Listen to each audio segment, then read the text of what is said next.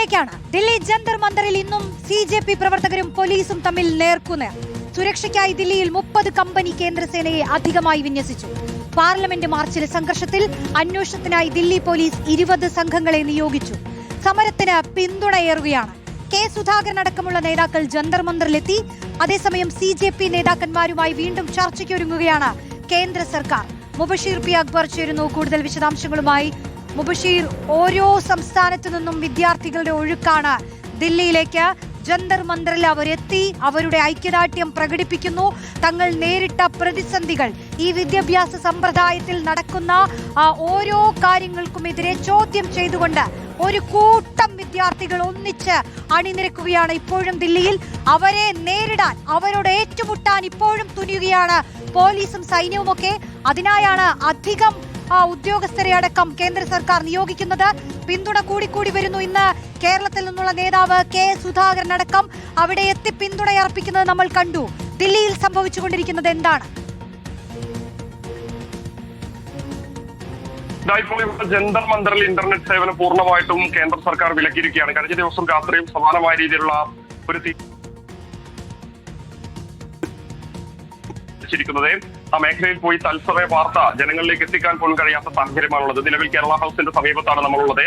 പ്രതിഷേധം ഓരോ ദിവസം കഴിയുന്തോറും ആളിക്കത്തുകയാണ്. രാജ്യത്തിന്റെ വിവിധ മേഖലകളിൽ നിന്ന് നിരവധി ആളുകൾ പ്രതിഷേധത്തിൽ അണിചേരുന്ന കാഴ്ചയാണ്. വിവിധ സംസ്ഥാനങ്ങളിൽ നിന്നുൾപ്പെടെ വിദ്യാർത്ഥികളായിട്ടുള്ള, സ്ത്രീകളായിട്ടുള്ള, യുവതലമുറയിൽപ്പെട്ട പ്രായമായ ആളുകൾ ഉൾപ്പെടെ, കർഷകരായിട്ടുള്ള ആളുകൾ ഉൾപ്പെടെ പ്രതിഷേധത്തിൽ അണിചേരുന്നു. അല്പസമയം മുമ്പ് ഈ CJPയുടെ തന്നെ മുഖ്യ വക്താവായിട്ടുള്ള സൗരവ്ദാസ് സംസാരിച്ച ഘട്ടത്തിൽ പ്രതിഷേധം വരും ദിവസങ്ങളിലും കൂടുതൽ ഊർജ്ജസ്വലതയോടുകൂടി തന്നെ മുന്നോട്ട് പോകുമെന്നുള്ളതാണ് പറഞ്ഞു വെക്കുന്നത്. ഇക്കാര്യത്തിൽ നേരത്തെ കേന്ദ്രമന്ത്രിമാർ ഇവരെ ചർച്ചകൾക്കൊക്കെ തന്നെ വിളിച്ചിരുന്നെങ്കിലും അവർ വിളിക്കുന്ന സ്ഥലത്തേക്കല്ല, മറിച്ച് ഈ സമര പന്തലിലേക്ക് BJP നേതാക്കൾക്കും കേന്ദ്രമന്ത്രിമാർക്കും സ്വാഗതം എന്നുള്ളത് സൗരവ്ദാസ് പറഞ്ഞു വെക്കുന്നുണ്ട്.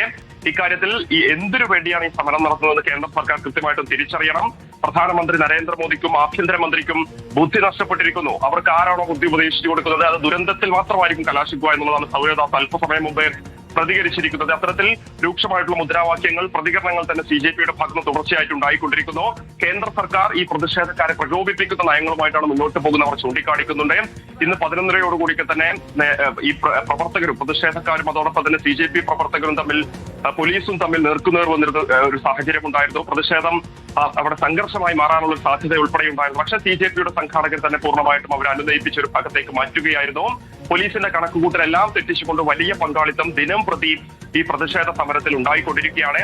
രാഷ്ട്രീയ, സാമൂഹ്യ, സാംസ്കാരിക, സിനിമാ മേഖലയിൽ നിന്നുൾപ്പെടെ നിരവധി ആളുകൾ, സെലിബ്രിറ്റീസ് ആയിട്ടുള്ള ആളുകൾ, സൽമാൻ ഖാനെ പോലെയുള്ള ആളുകളൊക്കെ തന്നെ സമൂഹ മാധ്യമത്തിൽ ഐക്യദാർഢ്യം പ്രഖ്യാപിച്ചു കഴിഞ്ഞു. വരും ദിവസങ്ങളിൽ കൂടുതൽ ഈ സമരം ശക്തി ആർജിക്കുമെന്ന സൂചനകൾ തന്നെയാണ് ഈ ഘട്ടത്തിൽ പുറത്തു വന്നുകൊണ്ടിരിക്കുന്നത്. അതോടൊപ്പം തന്നെ കേന്ദ്ര സർക്കാരിന്റെ BJPയുടെ ഭാഗമായി പുറത്തുവരുന്ന പലതരത്തിലുള്ള ആരോപണങ്ങൾ, ചൈന സ്പോൺസേഡ് പ്രതിഷേധമാണ്, പാകിസ്ഥാനിൽ നിന്നുള്ള ഫണ്ടിംഗ് ഉൾപ്പെടെ ഇവിടെ നടക്കുന്ന പ്രതിഷേധ സമരങ്ങൾക്കുണ്ട് എന്ന രീതിയിലുള്ള വാദങ്ങളോടെ അത് പൂർണ്ണമായിട്ടും അടിസ്ഥാനരഹിതമായിട്ടുള്ള ആരോപണങ്ങളാണ്. അത്തരത്തിൽ ഒന്നും കാണാൻ കഴിയില്ല. ഇവിടെ നേരിട്ട് വന്നവർക്ക് പരിശോധിക്കാം എന്നുള്ളതാണ് പ്രതിഷേധക്കാർ പറഞ്ഞു വെക്കുന്നത്.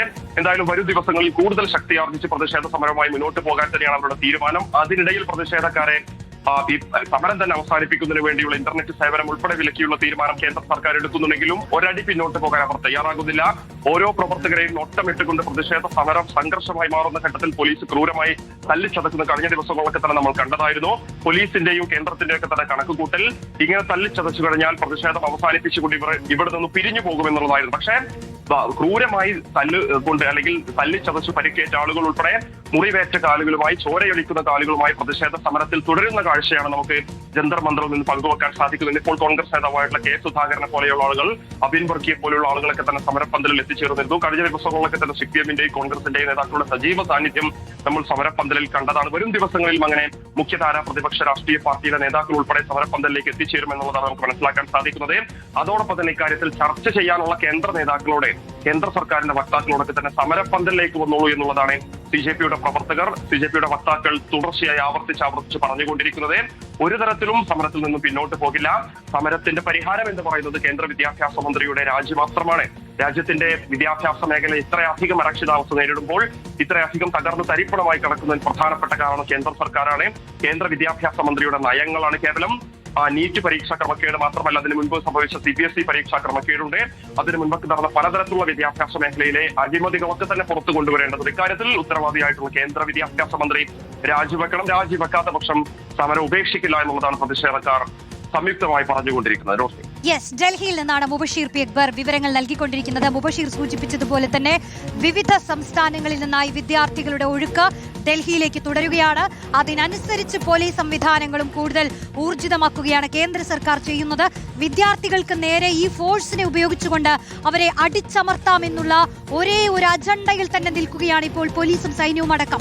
നമ്മൾ കണ്ടതാണ് മുബഷീർ സൂചിപ്പിച്ചതുപോലെ തന്നെ ചോര ചിന്തുന്ന വിദ്യാർത്ഥികളുടെ ശരീരത്തിന്റെ ദൃശ്യങ്ങൾ നമ്മൾ മാധ്യമങ്ങളിലൂടെ, പ്രത്യേകിച്ച് കേരളത്തിലെ മാധ്യമങ്ങളെല്ലാം അത് വലിയ രീതിയിൽ തന്നെ സംപ്രേഷണം ചെയ്തുകൊണ്ടിരിക്കുകയാണ്.